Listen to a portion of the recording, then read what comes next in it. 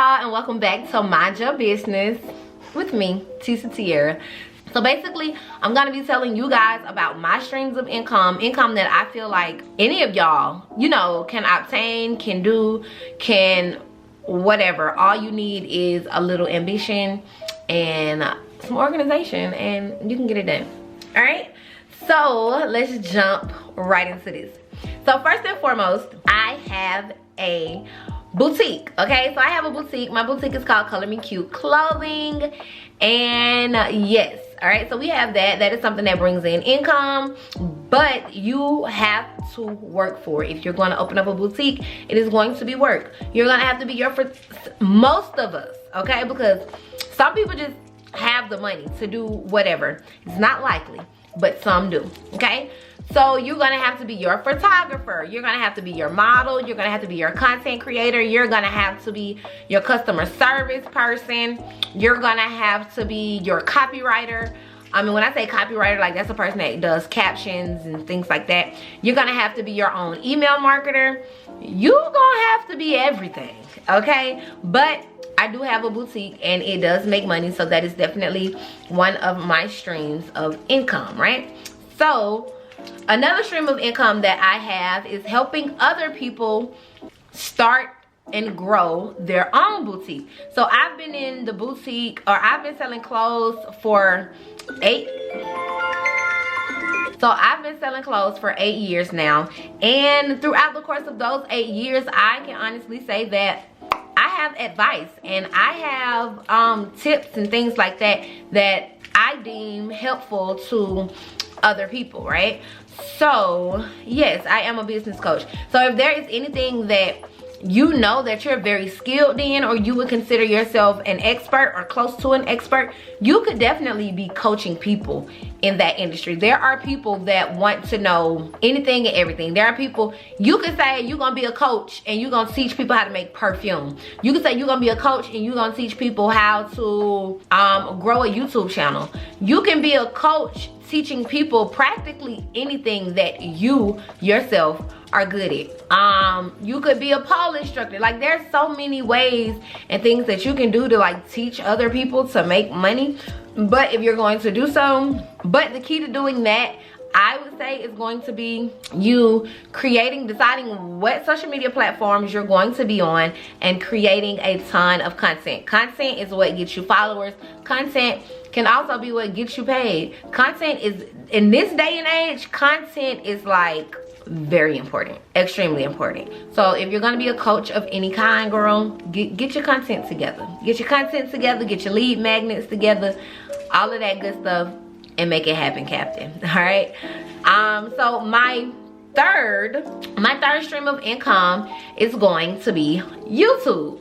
So I love YouTube, all right? YouTube is not an overnight success. It can happen for some in the course of 6 months. It can happen for some in the course of a year. For me personally, it took 6 years until I was able to start getting paid off of YouTube, maybe 5. But the thing about it is, I was never consistent. Never, ever, ever, ever, ever was I consistent. I may drop a video. At one point, like, I was dropping a video once a week or once a month, or like some craziness, thinking that I was going to just obtain all of these subscribers, and that's not how it works. Like, YouTube, you have to treat YouTube like a job. Like, I would suggest you drop YouTube videos 3 to 5 times a week. Honestly, I would say 5. I'm at a point where I upload Monday through Friday, and so I like it that way. And that way it gives you, I don't know, I really don't know, but I just like to drop Monday through Friday. It gives me a schedule, because if I tell myself that, oh, I'm just gonna drop random videos, I had to get to a point where I was very organized in my life before my YouTube got to a point where it was organized. You know, like, it was organized and it was making money and things like that, because I was not consistent. Like, it's crazy. I started doing YouTube when Leah, so I have 4 daughters. Leah's my 3rd daughter. When Leah was a newborn, that's when I was doing YouTube. Leah is 11. yeah. So I had that YouTube channel, and then I started a whole nother channel, and then I wasn't very consistent on that channel. Like I said, it took like a few years for me to really like get consistent and stuff like that. So if you're gonna be doing YouTube, the money is great. I'm gonna be honest with you, the money is great if you do the work. If you're not gonna do the work, then honestly you are gonna struggle a little bit. But if you can stay consistent and dedicated to growing your channel, you will do great. Don't worry about feeling like I'm too boring, or I have this going on, or I have that going on. I'm not a place in my life where I want to show everything that I have going because I feel like I need to have a condo downtown in Atlanta overlooking the city, or I feel like I need to be driving a better car, or I need to be living in a better place, or I feel like I need better materialistic things before I start a YouTube. Do not think about it that way. People like to, I'm not gonna say like to see when you struggle, because that's not it, but people like people that they can relate to.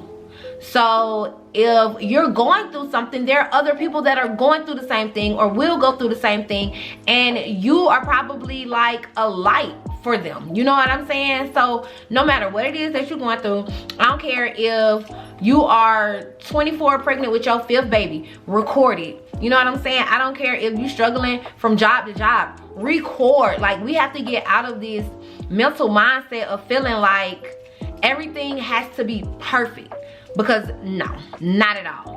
Not at all. None of it has to be perfect. Absolutely nothing. You don't even have to be recording from a camera. Start off recording from your phone. Year before last, I had a whole camera. I've had my camera now for, I've actually had a camera for the past 7 years.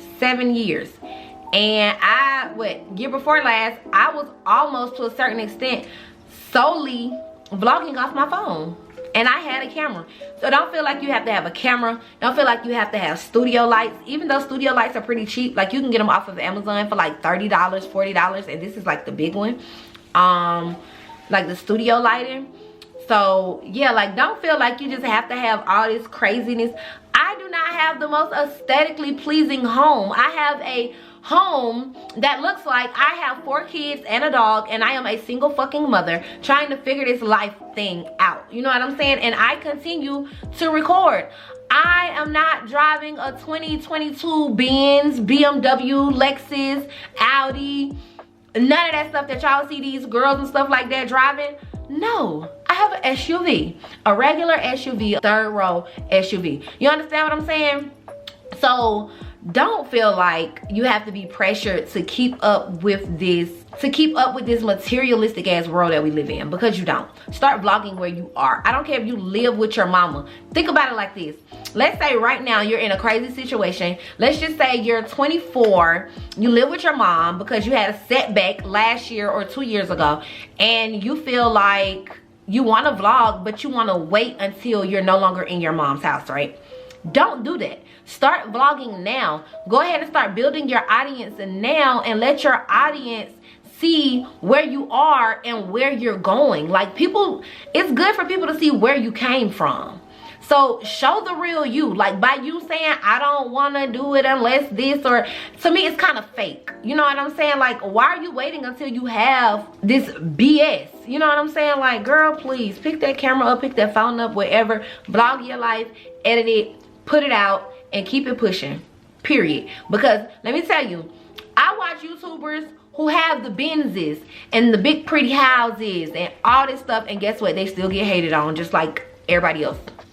As a matter of fact, they probably get more hate. Why? Because they have grown such a big community at this point that the trolls are out of control. Okay, so yes, YouTube is a stream of income that I have. 4th stream of income, I would say, would be Instagram. So I get paid off of Instagram Reels. Boy, did you just poop? So my 4th stream of income would be Instagram. For me, I am not over here making thousands of dollars on Instagram. I am not. if I can be completely transparent, I want to say the biggest check that I got from Instagram was like a $700 check, and that's because one of my videos went very viral. Like that video right there hyped up my whole page. Like I want to say I gained like 2,000 followers and all kind of stuff, but that's not going viral on a constant basis is not really a realistic thing unless you already have the numbers and stuff there. I don't know. These days Instagram is just so weird. Nobody can catch on to the algorithm almost. It's like this thing that you can't see or touch or have control over. At this point, the algorithm for Instagram is like water. You have no control, and it switches up unexpectedly whenever it gets ready, and it's gonna take everybody along for a ride. Like that's how it is over in Instagram land with Reels. But I will say that I do appreciate, you know, whatever little phone bill, light bill, insurance money I get from them. It still counts. So yes, there's that. Another stream of income that I have also is kind of like affiliated with YouTube in a sense, or just social media period, is I get sponsorships. So sponsorships that I show not on this YouTube platform, but on my other page, my other channel, Tisa Tiara TV. Those sponsorships come with money. Not all of them, because some companies don't want to pay, and you have the ability to say, no, I want my money, or okay, whatever, just give me the product. Because let me tell you this, when you accept free product from one company, it just opens up a gateway for other companies, because other companies don't know. Like let's just take this wig for example, right? This was a sponsored wig. Now let's say that the company sent me this wig for free. This is gonna trigger other wig companies when I upload it. Those other wig companies don't know that I got this wig for free. You know, wouldn't know if whoever else paid for this wig, or you know, paid for me to advertise this wig, or if it was free. Either way, when other people start to hit you up about whatever the case may be, because they come in floods sometimes. Like if you do a wig review or a shoe review, by the end of the week, it's gonna be like 4 or 5 other people that's like hitting you up in your inbox like, hey, we need you to do a review. Can you do it? So yeah, sponsorships and things like that definitely bring in money. I prefer wig sponsorships. Wig sponsorships for me are my favorite, because a wig company will pay you in 24 hours. If you send an email at 9 o'clock and they checked it at 9:30, you liable to get your money by 9:35, 9:40. So I love wig companies for that. Other companies, in my opinion, don't move that fast with their payments, but wig companies is definitely where it's at. So was that 4? Was that 5? Anyway, my last stream of income is I am also a adult entertainer here in Atlanta. So yeah, that is honestly where the bulk of my money comes from. By me being a dancer, like that's where the bulk of my money comes from. That right there feeds my businesses. Okay, so if you are, you know, starting a business, I'm pretty sure if you're following this channel, you plan on starting a business. If you have not already, don't be so quick to feel like, oh, I gotta hurry up and quit my job because I'm trying to be an entrepreneur. No, you don't, and you better not. You better stick it out. Stick it out at that job. I don't care how bad your boss get on your nerves. If you want to leave, find another job that's gonna be less aggravating to you, because quitting your job just because you have entered the entrepreneur realm, it's not smart. It's not smart at all. Entrepreneurship is so up and down. Get your business, I would say, get your business to a point where it is over exceeding your job expense. Until, I mean, not your job expense, but the income that is coming in from your job. If your business is not over exceeding that income, don't do it, because you're gonna find yourself going A, back to work, B, quitting your business altogether because you're now in debt to your business, or you can't even afford your business. You know what I mean? Like, just stick it out. And there are plenty. Don't let these people out here tell you that they just entrepreneurs and that's the only money they making, because it's normally not. They may have like their hands in like other things, like they may be working on more than one project, more than one business, stuff like that, because the entrepreneurship world is hard. Social media sits back and tells you that it is the easiest thing in the world and that you can launch a boutique you can launch your boutique tomorrow. You only plan for it for a week, and you're gonna make $100,000 by the end of the month. That's not what happens. That's not what happens. That's not what happens. That is not what happens. I do not care who told you that that's what happens. That is not what happens. You're not a Kardashian. You're not gonna launch anything tomorrow and make $100,000 off of it by the end of the month. It takes time, okay? These overnight success stories you see about these boutique owners or these business owners or whatever the case may be, their overnight success story took years. Because first and foremost, when a lot of us jump into, you know, business or boutique, whatever, we really don't even have no real knowledge of what actually goes into making the money, making the decisions, making anything. A lot of people just think, oh, okay, I'm gonna buy something and I'm gonna sell something and I'm gonna be good. Girl, good night. That's why people end up stealing other people's pictures and posting it on their Instagram and posting it on their Instagrams, or posting other like model pictures and stuff like that on their website, because they realized, hey, I actually got to do some work that I was not equipped to do. So what I'm gonna do is I'm gonna go over here because I seen Takesha sell the same thing that I sell, and so I'm just gonna take her pictures. Don't do that. Or y'all, not y'all, but or people follow other people's like boutique pages and stuff like that and just mimic everything that they do in their boutique, because why? They did not sit down with the mentality that this was going to be a lot of work. Like, I don't know what nobody told y'all, but entrepreneurship is way harder than working a 9 to 5. I'm gonna say that again. Entrepreneurship is way harder than working a 9 to 5, because the majority of people that work a 9 to 5, they go to work when it's time to go to work, they leave work when it's time to leave work, they call out, they do all kind of stuff, and then when you get home, you're not even thinking about your job no more. Like, unless somebody like pissed you off or something like that, outside of that, you're not really thinking about your job. When you are a business owner, you are thinking about your business 24/7. There's always something that needs to be done. There's always something that needs to be delegated. There's always something to do. So if you think that you be tired as hell working your 9 to 5, wait till you get a hint of being a full-time entrepreneur. Even not a full-time entrepreneur, even if you are a part-time entrepreneur, which means you're working with less than like 30 hours a week within your business. A lot of y'all not even doing that. A lot of y'all ain't even working on your business for an hour a week, yet alone 30 hours for the week. You know what I'm saying? So like, entrepreneurship is hard. Long story short, do not quit your job until you have consecutively, when I say consecutively, that means back to back for multiple months, let your business cover your regular expenses, your day-to-day or your life expenses, your light bill, your rent, all of that stuff. If your business is not doing that and still has enough money to put back into your business, because you can't say, okay, well, my business made $3,000 this month. I'm gonna take that whole $3,000 and I'm gonna pay my rent, my bills. My rent is $2,200. My light bill is $200, so that's $2,400. My car note is $300, so that's $2,700. You know what I'm saying? Like, no, because what you gonna put back into your Kobe?